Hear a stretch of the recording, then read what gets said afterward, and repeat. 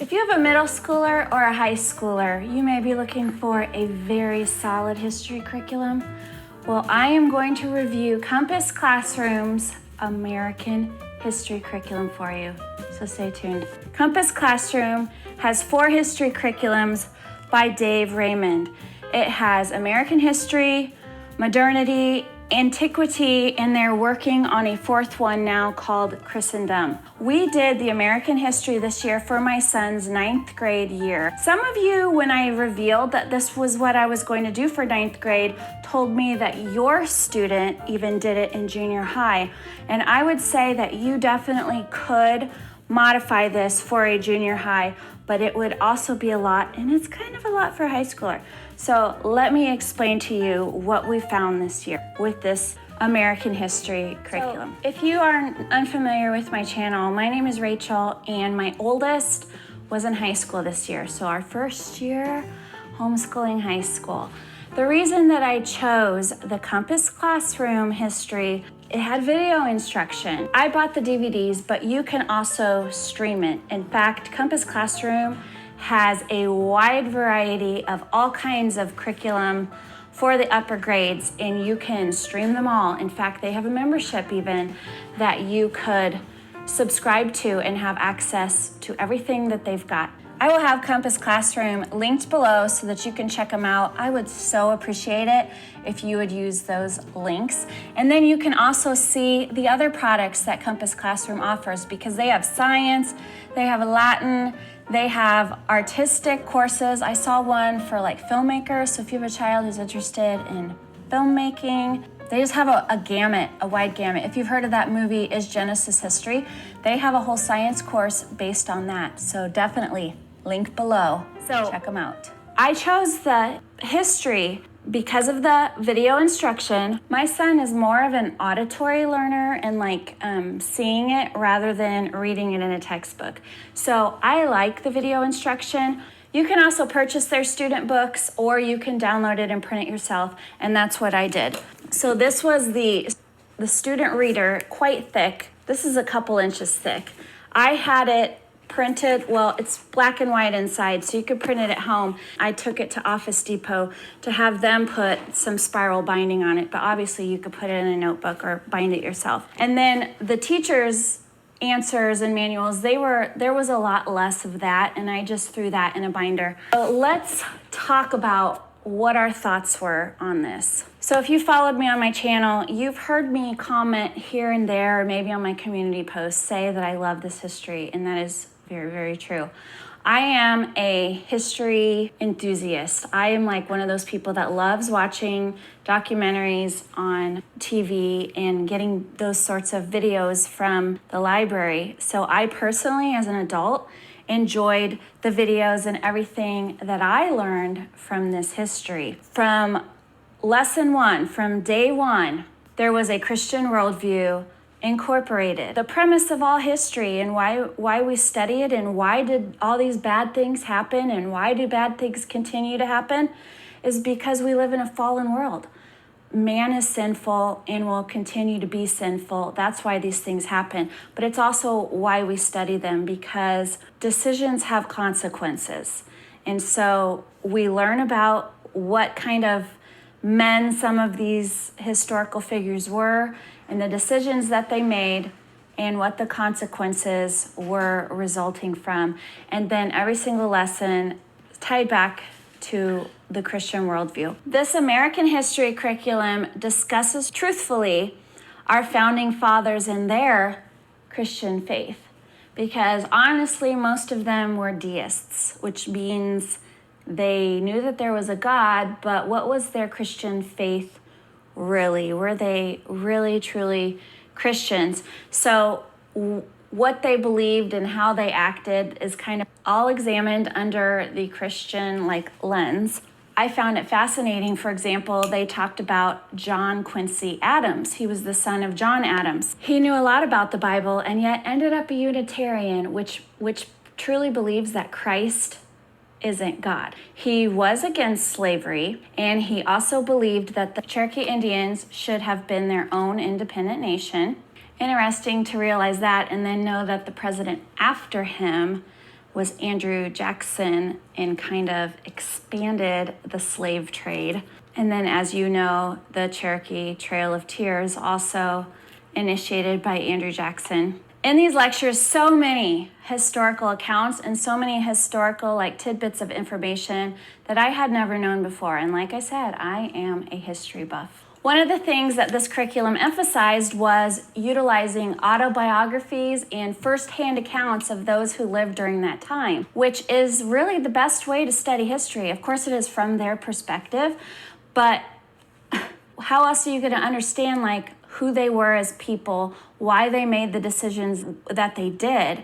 And it's so easy today for historians to interpret history through the lens of the 21st century because the cultures and times were so different back then. Also allows you to see how it was actually recorded instead of, I think what the fear today might be that history is changing a little bit or history is being rewritten. Perspectives are being rewritten by modern people who weren't really there. So understanding the culture of that time and how the culture influenced decisions. This is also it's interweaved in every single lesson, talking about the culture, because the culture influences you, right? Does our culture influence us? Yes. Yes, it does. I'll give you an example right now. Dating is a modern idea. To us, it's okay, everybody dated before they got married, right? Or, some people in high school, they date around. That's a modern idea. They did not date in even the 1800s. So culture does influence us in how we think, and it influenced our ancestors as well in how they thought. Okay, so let's talk about the curriculum and how it actually worked. So the videos, they were all done by Dave Raymond, he's lecturing, but throughout the video is interweaved portraits or pictures or maps of whatever it is he's talking about. So very visually interesting and engaging and easy to follow. And I would say off the top of my head, I would guess most lectures were 10 to 15 minutes. They did not take a long time. So if you wanted to do this curriculum for a middle schooler, the American history might be the easiest one, because I looked up the videos, for example, for modernity, which is what I'm looking for my 10th grader for next year. And those lectures were longer. They were anywhere from 15 minutes to up to 30 minutes long. So after they watch the video, then they go to their student book for that lesson. Okay, I'm going to actually show you inside the book, but let me say this first. There are 26 lessons in this particular curriculum. So think of it as 26 weeks. Now I'm quoting because there are some lessons learned that I had from using this. So there are 26 lessons for this curriculum, 5 lectures per lesson. So if you did this 5 days a week, you might think it's a 26-week course, but there are much larger projects incorporated, and I'm going to talk about that in a little bit. But I want to show you an example of some of the assignments for lesson 9. All right, so this is lesson 9. The theme of the lesson is Fathers of Independence, Adams, Franklin, Witherspoon, and Henry. So after lecture 1, which, by the way, my son took notes during every lecture. I did have to work with him a little bit on how to take notes. That is definitely a skill that your kids, especially if they're going to go to college, are going to have to learn how to take notes. That might make a week's lesson last longer, because you might want to review the first few weeks in this series. You might want to review your notes and re-watch some videos with your child. I did do that early on. After the first lecture for lesson 9, he would come into his book, and this would be his assignment. Read The Rights of the Colonists by Samuel Adams. So see, first-hand account. This was written by Samuel Adams. What principles does Samuel Adams appeal to defend the colonists? Are these principles found in the scriptures? If so, where? So there is incorporated, let's apply our Christian worldview to this. Here is the words of the original document, the natural rights of the colonists as men. So they would read this, and it's longer. So all of this and all of this, all of this and all of this.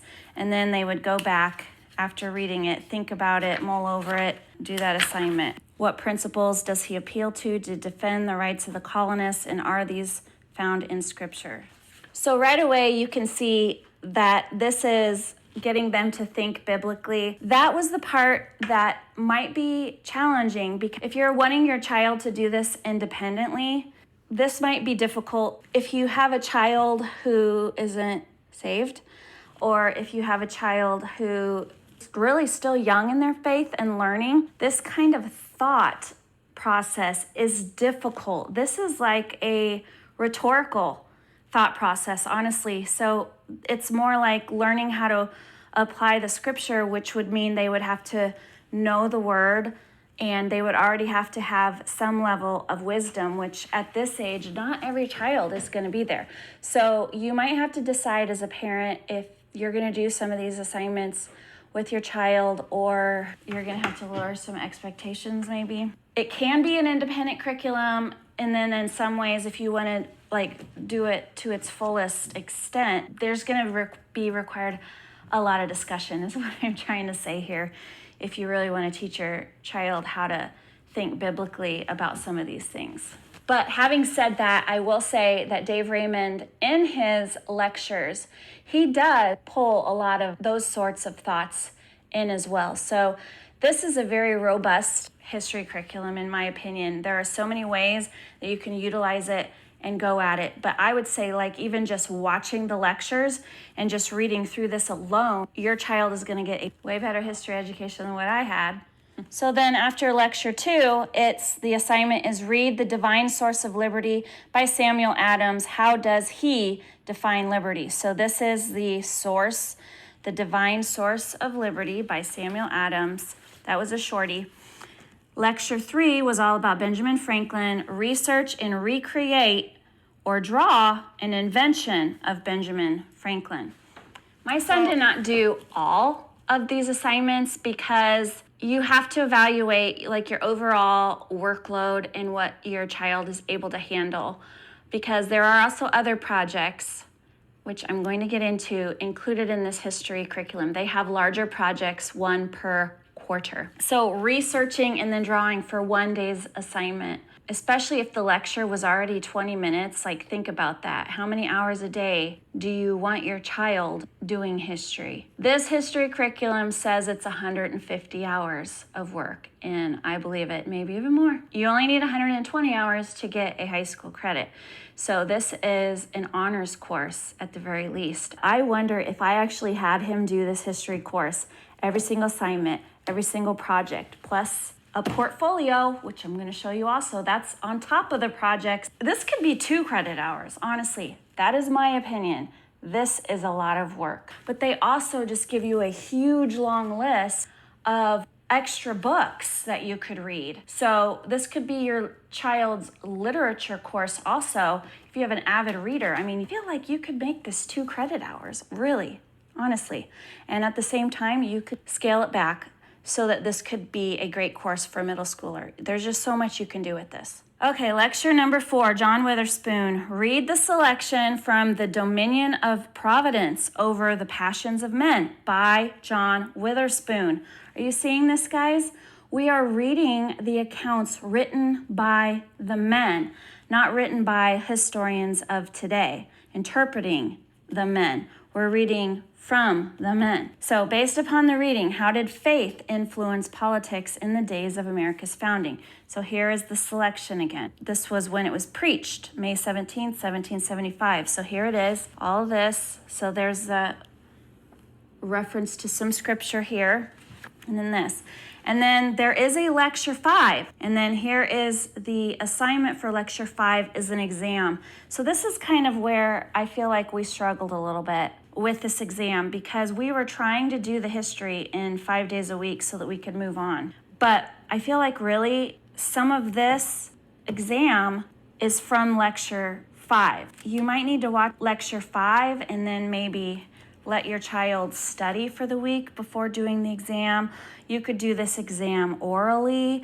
I let my son use his notes and answer these questions because I am just not of the mind that that it all has to come from your head or it doesn't matter. You can regurgitate answers onto a test and then it's out of your brain a week later. So I actually feel like using the notes and thinking thoughtfully about answering. If I did it orally, like I might prompt him with some more questions. So it's more of a discussion. And so that's how we did the exams. Either he typed it out himself using his notes, or we had a conversation about it. It feels like they need to have time to study their notes before doing an exam and thinking about all the things that they learned this week, which brings me to the next thing, the portfolio. So the portfolio is like a scrapbook of everything that they learned, and so if you have a creative child or a child who likes art and likes working with their hands, this is gonna be their jam because they're basically creating their own textbook. This is what my son ended up doing. I got him my favorite binders from Staples because they've got these rubber binding. I've talked about it in my supplies videos and many, many other videos. So I just got him a big binder. He made a cover page. He used some of my scrapbooking tools. I used to be a scrapbooker back in the day. Made his cover page. I haven't graded this yet. I did print off this stuff for him. I printed off how everything was going to be graded, all the projects and stuff, so that he knew what was going to be expected for everything. So he went ahead and put that in here. Okay, so every week after his 5 lectures, my son mostly did this on Saturday. So this is another reason why I'm like, this is just a lot of work per week. But he took all of his notes and he summarized it. He went and found pictures on the internet that he could print out. So see, we were talking about the Inca civilization here, so he pointed out, where they were. But that's kind of all he did. This is really one of those assignments that your child can do it however they want. So see, like me, this mom, I would have captioned under here who this person was. I'm sure it's referenced to, it's Amerigo Vespucci, I'm thinking. But I would have captioned under this is Amerigo. Who is this? This is Columbus. And, I would have captioned the pictures, but my son chose not to do it that way. He did, though, on his maps, he circled where he was talking about. So I do like that. Some of those creative assignments, like we just saw Benjamin Franklin, it said assigned to draw one of his inventions. Okay, let me just say this one more thing. So I got him all kinds of like American themed scrapbooking paper, mostly red and blue, but I picked up a few like this. So I really love this page of his. That's really cool because we're talking about the Declaration of Independence and he utilized his stars and stripes. I'm so proud of him. This is President Washington's home. But one of the assignments was for them to draw Thomas Jefferson's Monticello. So my son took a lot of time to do this, and he's not an artist. I was really proud of him. I said, put that in your portfolio. So some of those more creative assignments could go in here. Some of the larger projects they do, like we didn't add in here because he did a colonial map, which I'm going to show you here in a little bit, but it was too big for this 8.5 by 11. Speaking of utilizing this for your own literature or writing curriculum, I did a review on the lost tools of writing. I compared IEW to the lost tools of writing, but this video really explains the lost tools of writing and how it works. If you wanted to utilize the lost tools of writing as your writing curriculum and incorporate it into your history assignments, you could use their history books, pick out some books for your child to read. When we did Lost Tools of Writing in 7th grade, they had 3 weeks to read the book, and then utilizing that book, they would go through the writing assignments in Lost Tools. You could totally mix this with the Lost Tools of Writing curriculum and do it history and your writing together. This is just a really nice keepsake in the end. They call it the portfolio. So it's not like the kind of portfolio, like a homeschool portfolio at the end of the year. This is pretty big. Like I wouldn't hand this to a college because if we do all 4 years of this history, that's a lot of binders to hand to them. If this has been helpful for you, will you please give me a thumbs up? So I'm gonna have you take a little walk with me now because I have his colonial map that he did hanging up in my hallway. So he had to find an old map online, and so you can see there's Pennsylvania, there's no Ohio, no Illinois. Virginia is one big state. There's no West Virginia here, but these are the 13 original colonies. Anyway, he had to find this old map and then he had to recreate it. So he recreated the 13 original colonies as one of his projects.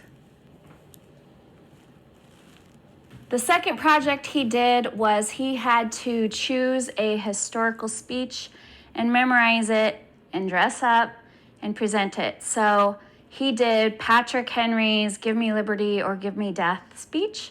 He did not do the whole speech, but he did a pretty big chunk of it. And then he dressed up, and I invited my parents over for an audience for him to present to them. I know not what course others may take, but as for me, give me liberty or give me death.